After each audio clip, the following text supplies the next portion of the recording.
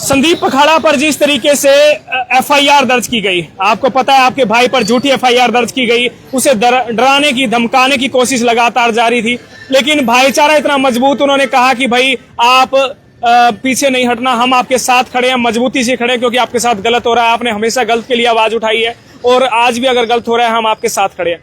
और मैं इसीलिए ना ही पहले मैंने कहा था कि मैं ना ही डरूंगा ना ही झुकूंगा, निर्भीक पत्रकारिता करता रहूंगा। मेरे ऊपर झूठे मामले में 9 धाराएं लगा दी गई हैं, 9 धाराएं नगर निगम ने लगा दी गई है, कोई केस बनता भी नहीं था और 9 धाराएं लगा दी। ऐसे में पूरे हिसार में नहीं, पूरे समाज में, पूरे क्षेत्र में इस बात का विरोध है।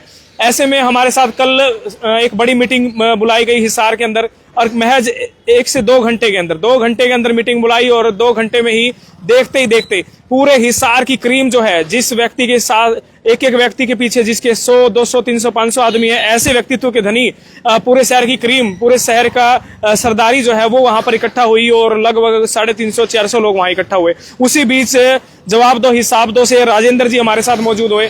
सब लोगों ने कहा कि संदीप भाई आप गलत नहीं हो, हम आपके साथ हैं। मैंने भी कहा कि ना डरूंगा ना झुकूंगा, निर्भीक पत्रकारिता करूंगा। अपने भाइयों को बताया भी क्या मामला है। राजेंद्र सैनी जी ने खुले तौर पर खुले मन से कहा था कि राजेंद्र यादव जी मैं क्लियर कर देता हूं, उन्होंने साफ तौर पर कहा था कि भाई मैं अपनी गिरफ्तारी दूंगा संदीप पखाड़ा के ऊपर जो झूठी एफआईआर दर्ज की गई है, और इसके मामले में आज वो इस समय लघु सचिवालय पहुंच भी चुके हैं। बातचीत कर लेते हैं, और तमाम जवाब दो हिसाब दो से सभी जो हैं कार्यकर्ता पहुंच चुके हैं। ये वही कार्यकर्ता हैं जो अन्याय के खिलाफ शहर में आवाज उठाते रहे हैं, और इनकी जब आवाज उठाई गई तो हमें भी दबाने की कोशिश की गई और कहा गया कि भाई आप पे मामला दर्ज किया जाएगा। मैंने कहा कर दो, लेकिन उस मामले में तो नहीं किया मामला दर्ज, लेकिन अगले मामले में उस पर दर्ज कर दिया गया। बातचीत कर लेते हैं। राजेंद्र यादव जी हमारे साथ मौजूद हैं, जिन्होंने प्रशासन के लिए लगातार आवाज उठाते रहे हैं और कई बार इनको दबाने की कोशिश की, लेकिन ये नहीं दबे, और आज लघु सचिवालय के बाहर अपनी गिरफ्तारी देने पहुंचे हैं लघु सचिवालय के बाहर। बातचीत कर लेते हैं। जी राजेंद्र जी नमस्कार। नमस्कार जी। कल जैसे आपने कहा था कि मैं गिरफ्तारी दूंगा, और आज ऐसा हुआ भी, और आज आप अपनी गिरफ्तारी के लिए यहाँ पर पहुंचे हैं, क्या कहेंगे?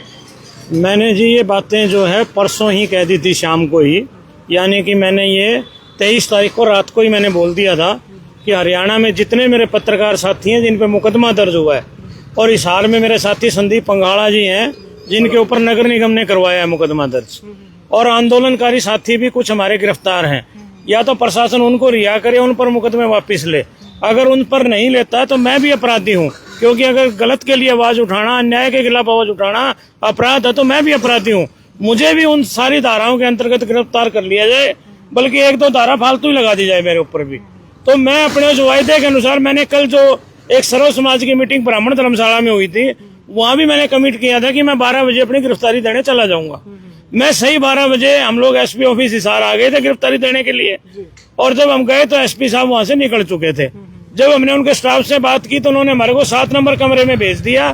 श्री सतबीर जी ये इंचार्ज है वहाँ के। हमने सतबीर जी से कहा, मैंने कहा भाई ये लो जी, ये एप्लीकेशन लो हमारी और हमें गिरफ्तार कर लो, ये मुद्दे हैं मेरे।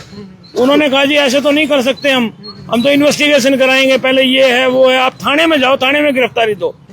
मैंने कहा जी आप मेरे को मार्क कर दो, इसको जिस थाने में भी करना मार्क कर दो, मैं जाके गिरफ्तारी दे दूंगा, या यहाँ से भेज दो, कोई दिक्कत ही नहीं, मैं तो देने के लिए आया हूँ। बोले नहीं ऐसे नहीं, हम वो करवाएंगे, इसका पहले इंक्वायरी करवाएंगे, इंक्वायरी ऑफिसर आपको बुलाएंगे। मैंने कहा जी साहब को बुला दो, फिर आप मेरी साहब से बात करवा दो। उन्होंने कहा जी साहब है नहीं अभी, जब साहब आएंगे तो हम आपकी बात करा देंगे। हम उनकी वेट भी करते रहे, वो आए नहीं साहब। फिर आपने पूरा मन बना लिया था अभी अन्याय के खिलाफ आवाज उठाएंगे और गिरफ्तारी देंगे, और इसीलिए आज यहाँ पर पहुंचे। सर मैं मेरे किसी भी पत्रकार साथी का या किसी भी आंदोलनकारी साथी का हौसला नहीं टूटने दूंगा। मैंने ये जीवन में कसम खाई हुई है, ये चीज मैंने सोची हुई है कि जब भी अन्याय होता है तो हम लोगों ने तो दिल्ली, चंडीगढ़ वहां भी जाके प्रदर्शन किए हैं, जहाँ की पुलिस भी दूसरी है और जहाँ पर की कानून भी अलग लागू होते हैं। हमारे को जमानती भी पता नहीं कहाँ से ढूंढ के लेके जाना पड़ेगा वहाँ पे। हम तो आप सब पत्रकार साथियों को यही कहना चाहते हैं कि आप ही लोग हमारी रीढ़ की हड्डी हो।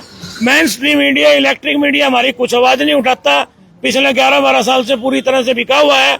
हम तो यूट्यूब पर और जो हमारे लोकल न्यूज़पेपर हैं, भास्कर जागरण वगैरह, हमें तो इनका ही सहारा है। यही पत्रकार भाई हमारी आवाज उठाते हैं, इन्हीं लोगों के हम साथ हैं। आप लोगों को किसी भी प्रकार की चिंता करने की जरूरत नहीं है। जहां पर हमारी जरूरत होगी आप हमें ना भी बताएंगे तो भी हम खड़े मिलेंगे आपको। तो जवाब दो, हिसाब दो। एक ही बात कह रहा है भाई, किसी भी पत्रकार के साथ गलत नहीं होने दिया जाएगा। राजीव सरदाना जी हमारे साथ मौजूद है। सरदाना साहब, सरकार की तानाशाही लगातार बढ़ती जा रही है और यहाँ पर मेरे खिलाफ एफआईआर दर्ज और वहां पर कर्मू और अन्य साथियों पर एफआईआर दर्ज, क्या कहेंगे? इस सरकार ने जो है ना जी, अघोषित इमरजेंसी लगा रखी है जी। जो भी इनसे सवाल करता है, सवाल करने वाला इनको दुश्मन दिखाई देता है। और आप लोग जो है, सोशल मीडिया है, छोटे अखबार वाले हैं और यहाँ के यूट्यूबर हैं, अब यही जवाब इनसे सवाल करते हैं। बड़ा चैनल तो इनसे सवाल ही नहीं करता। अब पीछे मनीषा कांड में भी यही हालात हुए, उसके बारे में भी अगर सोशल मीडिया ना होती तो कहाँ से पता लगना था लोगों को। तो अगर आप लोग सवाल कर रहे हो और आपके ऊपर मुकदमा दर्ज कर रहे हैं ये यहाँ का प्रशासन, तो हम भी सवाल करते रहते हैं, हम भी दोषी हैं, तो हमारे भी मुकदमा दर्ज करो, हम गिरफ्तारी देने को तैयार हैं। तो साफ तौर पर कहना है कि जवाब दो, हिसाब दो। ने कहा है कि जवाब मांगेंगे और हिसाब मांगेंगे, तो अगर गलत है तो हम गलत है, हमें गिरफ्तार कर लीजिए। जी, भाटिया साहब हमारे साथ मौजूद है। भाटिया साहब, क्या संदीप पखाड़ा के साथ सही हो रहा है, गलत हो रहा है? ये तो सारा शहर गलत कह रहे हैं, कोई मेरा या हम 4 साथियों का थोड़ी ना कहना है। आप लोग जब रिपोर्टिंग कर रहे थे जिस मुद्दे पे, उस मुद्दे पे जो रिपोर्टिंग हुई थी उसको तो सारे शहर ने पसंद किया था। अगर आप अपराधी है तो सारा शहर अपराधी है। मैं तो कह रहा हूँ आपके सिर्फ एक आपको नोटिस क्यों आए हुए, तो सारे शहर को नोटिस दे देना चाहिए था इनको।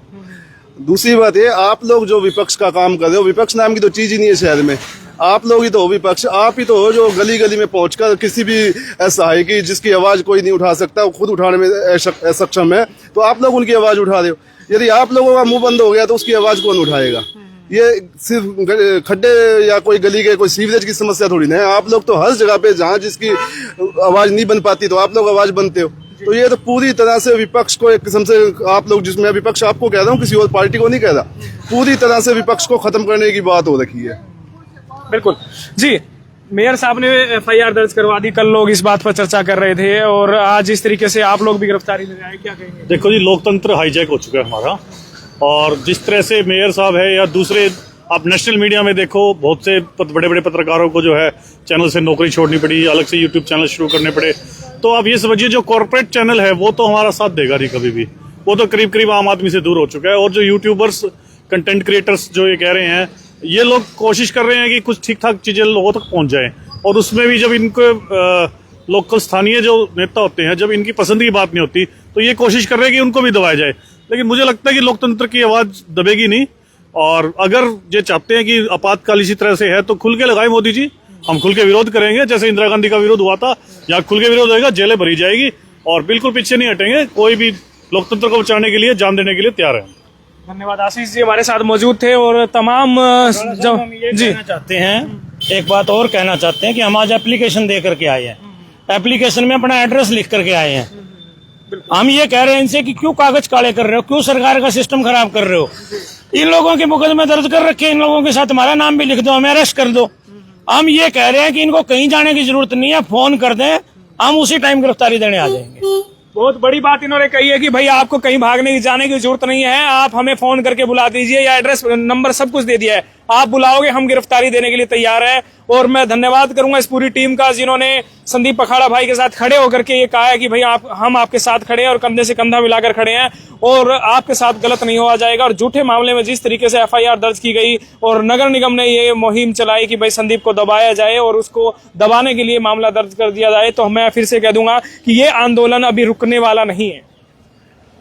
कान खोल कर सुन लीजिए, नगर निगम सुन लीजिए, मेयर साहब, बीजेपी के बड़े नेता, जितने भी लोग हैं, ये आंदोलन रुकने वाला नहीं है।